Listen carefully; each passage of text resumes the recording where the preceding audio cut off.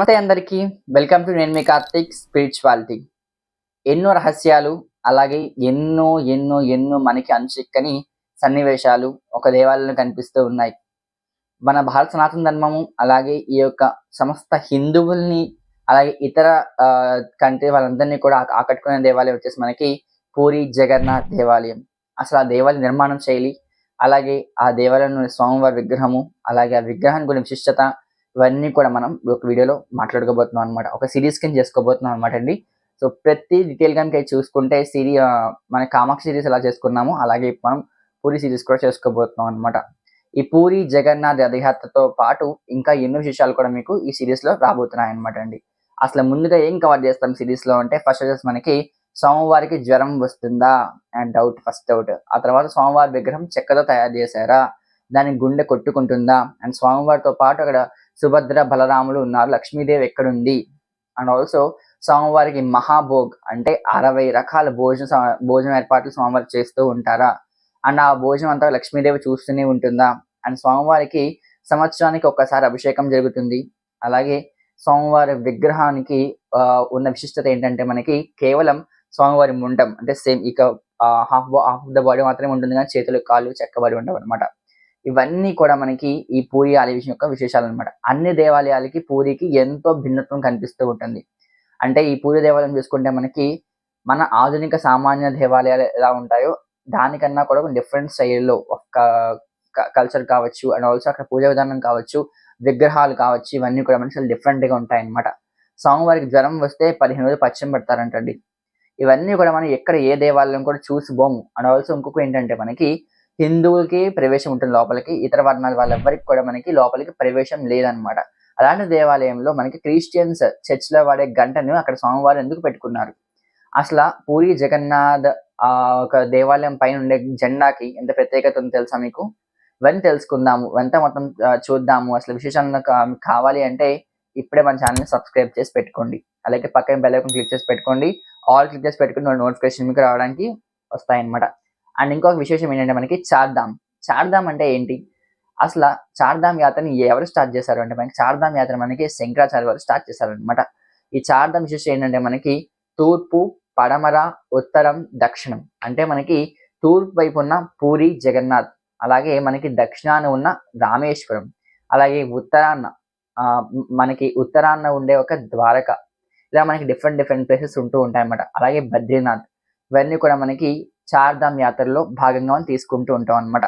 ఈ చార్ధామ్ యాత్రని ఎలా చేయాలి, అసలు ఈ చార్ధామ్ యాత్ర విశేషత ఏంటి, ఇవన్నీ కూడా మనకి ఈ వీడియోలో తెలుసుకోబోతాం అనమాట అండి. అండ్ ఇంకా నెక్స్ట్ సిరీస్ లో కూడా మొత్తం పూరి గురించి అంతా కూడా మీకు ఎక్స్ప్లెయిన్ చేయబోతున్నాం అనమాట. ఫస్ట్ అయితే మనకి చార్ధామ్ యాత్రని ఆదిశంకరాచార్యుల వారు స్టార్ట్ చేశారనమాట అండి. ఆయన ఆదిశంకరాచార్యులు మొత్తం దేశం తిరుగుతున్నప్పుడు ఈ చార్ధామ్ గురించి తెలుసుకున్నారు. ఇందులో 2 రకాల చార్ధామ్ ఉంటాయన్నమాట, బడా చార్ధామ్, చోటా చార్ధామ్. బడా చార్ధామ్ అంటే కేదార్నాథ్, బద్రీనాథ్, అలాగే మనకి గంగోత్రి, యమునోత్రి, పూరి, ద్వారక, అలాగే రామేశ్వరం. మనకి బడా చార్ధామ్ అనమాట. చోటా చార్ధామ్ అంటే మనకి పూరి అండ్ ఆల్సో ద్వారక, బద్రీనాథ్, రామేశ్వరం. ఇది మనకి చోటా చార్ధామ్ అనమాట. 2 డిఫరెంట్ చార్ధామ్స్ ఉంటూ ఉంటాయి. అండ్ మనం మెయిన్ చేయాల్సిన చార్ధామ్ ఏంటంటే, మనకి చోటా చార్ధామ్. ఈ చోటా చార్ధాంలో ముందుగా ప్రతి ఒక్క భారతీయుడు చూడాల్సిన ప్రదేశాలు మనకి 4 ప్రదేశాలు ఉంటాయి అనమాట. ఆ 4గిట్ల మనని చార్ధామ్ చెప్తూ ఉంటాం. వాటిని ప్రతి ఒక్క భారతీయుడు చూడవలసిన ప్రదేశం అనమాట. అంటే ప్రతి ఒక్క భారతీయుడితో పాటు ప్రతి ఒక్క హిందువు కూడా చూడాల్సిన ప్రదేశం అనమాట అండి ఈ చార్ధామ్ అనమాట. ఈ చార్ధాంలో మనం మెయిన్ ఎక్కువ మాట్లాడుకునేది పూరి. ఎందుకంటే పూరిలో ఉన్న విశిష్టత మనకి ఈ అన్ని దేవాలయాలకు భిన్నంగా కనిపిస్తూ ఉంటుంది అనమాట.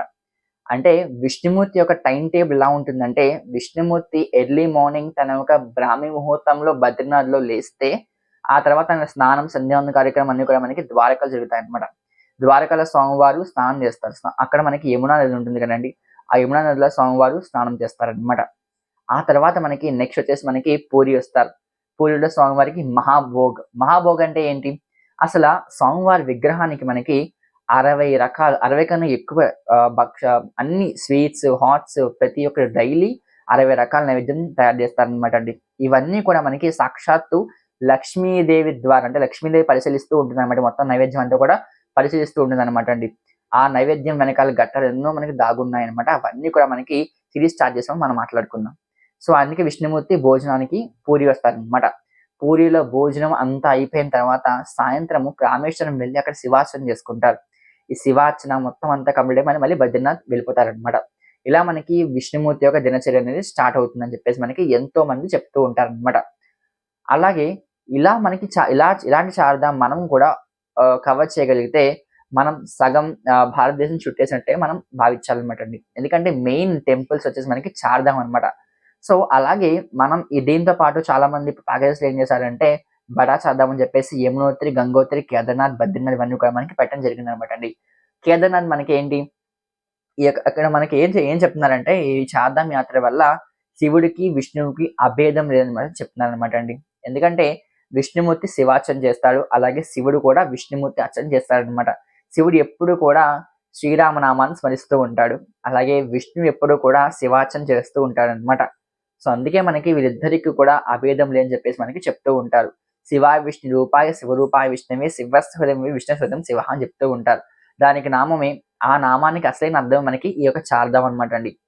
సో ఈ చార్ధాం యాత్ర చేయడానికి ఎంతో మంది ఎన్నో రకాలుగా ప్రయత్నిస్తూ ఉంటారు. ప్యాకేజెస్ కావచ్చు, లేకపోతే 30,000 నుంచి మనకి ప్యాకేజ్ స్టార్ట్ అవుతుంది. 50,000 నుంచి మనకి ప్యాకేజ్ స్టార్ట్ అవుతుంటుంది అనమాట. సో ఒక్కొక్క ప్యాకేజ్‌ని డిఫరెంట్ కంఫర్టబిలిటీస్, అడ్జస్టబిలిటీస్ మనకి ఉంటూ ఉంటాయి. చాలా మంది వెళ్తూ ఉంటారనమాట చార్ధాం యాత్ర చేసినప్పుడు. అండ్ మెయిన్‌గా మనకి ఈ బద్రీనాథ్ దేవాలయం మనకి సంవత్సరానికి 6 నెలలు మాత్రం తెరుచుకుంటుందని చెప్పేసి చెప్తుండే. కానీ తర్వాత కూడా మొత్తం అంతా కూడా మంచుతో కప్పేసి ఉంటుందని చెప్పేసి ఎంతోమంది అనుకుంటారనమాట. అండ్ ఆల్సో కేదార్‌నాథ్ కూడా అంతే అండి. చలికాలంలో వెళ్తే మొత్తం మంచుతో కప్పేసి ఉంటుందన్నమాట అక్కడంతా కూడా. సో ఎవరు కూడా వెళ్ళలేరు. And also Manas Sarovar. అంటే ఇప్పుడు ప్రెజెంట్ ఎక్కువ అందరూ కూడా దర్శించుకునేవి ఏంటంటే మనకి మానస్ సరోవర్. చాలా మంది వెళ్తూ ఉన్నారు మానస్ సరోవర్‌కి. అండ్ ఈ మధ్య ఎక్కువ కూడా చూస్తూ ఉంటున్నాం అన్నమాట. అండ్ కైలాష్ యాత్ర ఇవన్నీ కూడా మనకి ఎక్కువ జరుగుతూ ఉన్నాయన్నమాట అండి. సో ఇవన్నీ కూడా మనం సంవత్సరంలో అంటే మన లైఫ్ స్పాన్‌లో ఒక్కసారైనా దర్శించుకోవాల్సిన ప్రదేశాలు మనకి ఇవన్నీ అన్నమాట అండి. సో ఇందులో మనకి మెయిన్ దర్శించుకోవాల్సింది పూరి జగన్నాథ్. పూరి జగన్నాథ్ రథయాత్ర, గుండీచా, అలాగే స్వామివారు ఒక ఆహ్, ఒక రథం విశేషాలు ఇవన్నీ కూడా మనకి అక్కడ ప్రెజెంట్ ఉన్న ఒక గవర్నర్ అంటే రూలింగ్ పార్టీ కింగ్ ఎవరైతే ఉంటారో ఆయన వచ్చి స్వామివారి యొక్క రథం ముందు ఊడుస్తారు. ఇవన్నీ కూడా మనకి ఎన్నో విశేషాలు ఉన్నాయండి. అవన్నీ కూడా మీకు తెలియాలి అంటే మన ఛానెల్‌ని సబ్స్క్రైబ్ చేసి పెట్టుకోండి. అలాగే పక్కన బెల్ ఐకాన్ క్లిక్ చేసి పెట్టుకోండి. అండ్ ఆల్సో ఇంకొక విశేషం ఏంటంటే ఈ పూరిలో ఉన్న విశేషం ఏంటంటే స్వామివారు అభిషేకం చేసినప్పుడంట ఆయనకి జ్వరం వస్తుంది. ఆ జ్వరానికి పచ్చం కూడా పెడతాడు స్వామివారికి. ఇలా మనకి ఎన్నో రహస్యాలు ఉన్నాయండి. అండ్ రత్నవేది గురించి, అలాగే స్వామివారి మూలవిరాట్ గురించి, అండ్ ఆల్సో అక్కడ అభిషేకం చేసే ప్రదేశం గురించి, అండ్ ఇలా చెప్పుకుంటూ పోతే ఎన్నో విషయాలు ఉన్నాయండి. ఆ విషయాలు అన్నీ కూడా మనకి సిరీస్‌లో రాబోతున్నాయన్నమాట. అండ్ నా క్వెషన్ ఏంటంటే స్వామివారి యొక్క రథయాత్ర ఈ సంవత్సరం ఏ రోజు ప్రారంభమైంది? అనేది నా క్వెషన్ అన్నమాట. సో ఈ సంవత్సరం అంటే 2025లో స్వామివారి రథయాత్ర ఎప్పుడు స్టార్ట్ అయింది అనేది నా క్వెషన్. సో ఎవరైనా తెలిస్తే కామెంట్ సెక్షన్‌లో ఆన్సర్ తెలియచేయండి. అండ్ ఆల్సో మన వీడియోని మన ఛానెల్‌ని సబ్స్క్రైబ్ చేసుకోండి. అలాగే మీకు ఇన్ఫర్మేషన్‌గా ఉంది, బాగుంది అనిపిస్తే మీ ఫ్రెండ్స్ అండ్ ఫ్యామిలీకి కూడా షేర్ చేయండి. లైక్ చేయండి, కామెంట్ చేయండి. నేను మీ కార్తీక్ ది స్పిరిచువాలిటీ. ఈ ఛానెల్‌ని కొత్తగా స్టార్ట్ చేశాము. ఆల్సో మనకి ముందు ఒక ఛానెల్ ఉంది. నేను మీ కార్తీక్ అనే ఛానెల్ ఉంది. అది మొత్తానికి తీసేసాం. ఎందుకంటే అది కొంచెం ప్రాబ్లమ్ ఉండడం వల్ల తీసేసాము. అందులో షార్ట్స్ పెడతాము. ఇది మనకి ఓన్లీ ఫర్ వీడియోస్‌కి ఛానెల్ అనమాట అండి.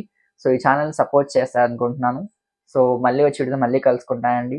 పూరి సిరీస్‌తో దగ్గరలోనే మీతో కలుసుకుంటాను. శ్రీమాత్రే నమః. జై శ్రీరామ్. సర్వే జన సుఖినో భవంతు. జై జగన్నాథ్. జై జై జగన్నాథ్.